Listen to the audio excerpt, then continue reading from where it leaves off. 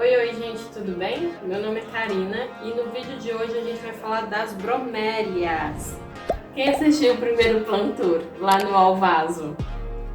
Então, nós fomos no Alvaso, no primeiro Plant Tour, a gente vai deixar esse vídeo aqui nos cards. E lá nós compramos esse vaso maravilhoso por um preço super legal. E nós compramos essas duas mudinhas de bromélia. E como eu falei pra vocês, eu ia plantar com vocês e falar um pouquinho sobre as bromélias e mostrar meu outro vaso de bromélias lá do Alvaso, como que ele está, o que eu fiz pra ele ficar dessa maneira. Porque, gente, isso aqui é um espetáculo, né? Convenhamos, esse vaso é maravilhoso. A gente vai colocar mais algumas fotos dele com uma luz do sol bonita que bate nele aqui na tela. Vamos plantar comigo? Como prometido, eu vou plantar com vocês nesse vaso lindo da Alvaso, que a gente comprou no primeiro Plant Tour, essas duas bromélias lindas aqui. A minha misturinha já tá feita, eu só vou mexer um pouquinho mais. Aqui, o que eu tenho? Eu tenho terra vegetal, misturei casca de arroz carbonizado. Então, ó, deixa eu mostrar aqui pra vocês. Olha só. Comprei no Ceasa também, bem baratinho. Um sacão desse aqui dá uns 3, 4 reais. E perlita. Olha só como que é. Perlita é um mineral que é uma pedrinha aqui, ó. Tá vendo? Dá pra ouvir o barulho? Ó, ela se desfaz. Ela ajuda a deixar a terra mais soltinha e mais aerada, os dois, no caso, da casca de arroz carbonizado e da perlita. Casca de arroz carbonizado é legal também pra gente colocar por cima do vaso, porque ele faz uma cobertura legal na terra que evita mosquitinho. Eu já reparei isso nos vasos que eu coloquei casca de arroz carbonizado em cima. Vou mexer tudo aqui com um garfinho.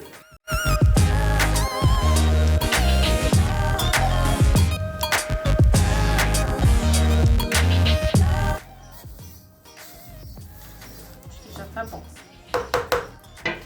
Olha só como fica essa terra depois. Quando eu pego com a minha mão, ó, ela se desfaz. Ela não forma bolinho, tá vendo? Então ela tá bem soltinha, bem aerada. Não tô colocando aqui nenhum adubo, porque eu vou adubar depois com um adubo líquido do Jardim Bonito. E a terra que eu coloquei já vem com um pouco de humus de minhoca. Se você quisesse colocar aqui nessa terra farinha de osso, torta de algodão, torta de mamona, todos os adubos são bem-vindos aqui nessa misturinha. E, para falar bem a verdade, essa terra aqui serve para a maioria das plantas, tá, gente? A não ser que você tenha alguma planta que precise reter bastante água, eu colocaria, ao invés de perlita, um pouquinho de vermiculita, porque é outro mineral que segura a água. No caso da bromélia, a gente quer que a água passe direto, não fique segurando muita água. Então, perlita. Agora vamos lá? Para começar, esse vaso tem um furinho. Para evitar que passe terra por ele, eu vou colocar um papel toalha aqui no fundo. Só isso. Vou pegar minha pazinha, vou fazer a primeira camada aqui de terra.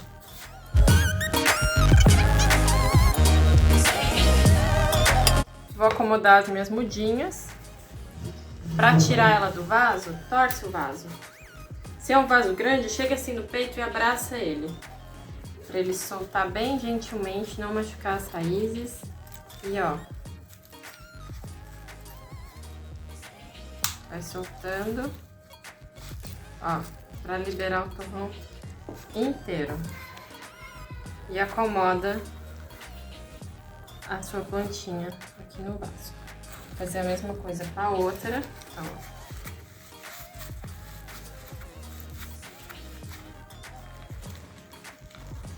Tremendo assim, vou apertando na verdade.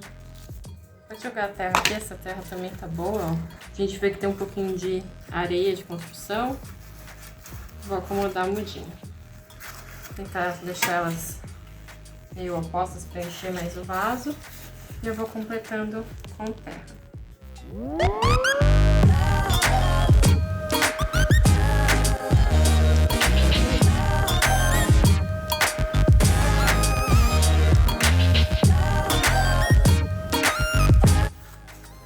bem firmezinho. Só colocar um pouquinho mais desse lado aqui, porque depois a gente rega e a água baixa, né? Tá aqui. Agora, a gente vai estar finalizando com pedrinhas. Eu vou estar usando essas pedrinhas aqui, com a granulação 3, que é a que eu mais uso no jardim. Eu vou colocar para dar um acabamento bonito. Acho que dá um efeito lindo com esse vaso. E foi esse o resultado final do meu vaso. Depois eu volto para a sala mais arrumada com os meus vasos de bromélia para falar um pouquinho sobre essa planta linda. Até mais! Um pouquinho sobre a planta. As bromélias, elas são plantas nativas das Américas. Existem algumas espécies, pouquíssimas, que são africanas, mas em sua maioria são plantas das Américas.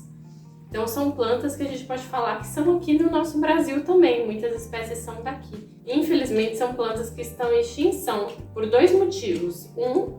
Por uma fake news de que ela propaga o mosquito da dengue, que transmite dengue, chikungunya, né, o Aedes aegypti. E outro por predação ilegal, das pessoas retirarem da natureza para comercialização mesmo. Eu já vou esclarecer essa questão do mosquito da dengue. Não, a bromélia não propaga o mosquito da dengue, existem várias pesquisas, a gente vai estar linkando aqui na descrição do vídeo algumas pesquisas que falam sobre isso, mas ela não propaga o mosquito da dengue. Por que as pessoas pensam isso? Por que começou essa crendice popular falsa? Porque as bromélias têm esses copinhos que acumulam água, só que a bromélia ela tem uma capacidade química de acidificar a água que fica nesse copinho. Então não se preocupe, não vai estar sendo viveiro aqui de mosquito da dengue, tá? Porque a água fica acidificada e não é um ambiente ideal para eles. Então, desmistificado aí, não transmite. Se você ainda tiver muito medo, você pode colocar um pouquinho de adubo aqui dentro, então humus de minhoca, borra de café, bocashi, que vai ajudar a deixar ainda mais ácido esse ambiente, e realmente não vai proliferar nada aqui, tá, gente? Um pouquinho sobre o vídeo que vocês acabaram de ver de plantação da bromélia. As bromélias são plantas epífitas e rupícolas. Então, existem dois ambientes propícios para elas nascerem, que é apoiado em árvores e também apoiadas em pedras. Então, o substrato para essas bromélias tem que ser bem soltinho, bem aerado, porque não são plantas que querem aquela terra, sabe? Então você pode estar usando, como eu mostrei no vídeo, o que você tem na sua casa para deixar o substrato super soltinho. O que eu coloquei, que eu comentei com vocês, foi casca de arroz, perlita, para deixar a terra bem soltinha mesmo. Esse outro vaso aqui eu usei substrato de samambaia, porque deixa ele bem soltinho, que é um substrato que tem muita casca de pinos, é um substrato realmente bem drenável. A água, você rega, a água escorre completamente. E o fato de eu ter plantado em vaso de cerâmica auxilia ainda mais essa não retenção de água. Porque se você planta em um substrato, em um vaso que vai reter muita água, você pode acabar apodrecendo a sua planta. Então tem que ser bem drenável. Então um substrato bem soltinho. Se vocês quiserem comprar substrato para bromélias, vende também em garden centers, floriculturas. É um substrato que tem muita madeira, pedacinho de madeira, tem um pouco de musgo também, musgo esfagno, carvão de churrasqueira, é um substrato bem soltinho mesmo. É o mesmo substrato que se usa para orquídeas que não são terrestres, né? Então, as phalaenopsis, os oncídios, é difícil falar o nome de orquídea, gente. Mas é o mesmo substrato que a gente usa para elas, então bem soltinho. Cá, tem uma árvore, posso amarrar a minha bromélia? Pode, ela vai amar, inclusive. É um ambiente bem ideal para elas. Até se você quiser cultivar em brita, em pedra, elas também conseguem se sustentar.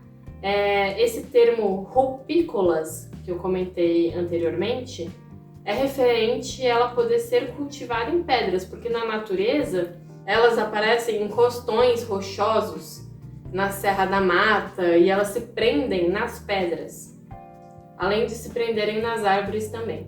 São plantas super, super rústicas, gente, não é difícil de cuidar. Elas resistem a vento, elas resistem à falta d'água, elas são muito, muito rústicas mesmo. Só do fato de elas serem rupícolas, a gente já percebe que elas são muito rústicas, né? Elas conseguem resistir a um ambiente de pedras.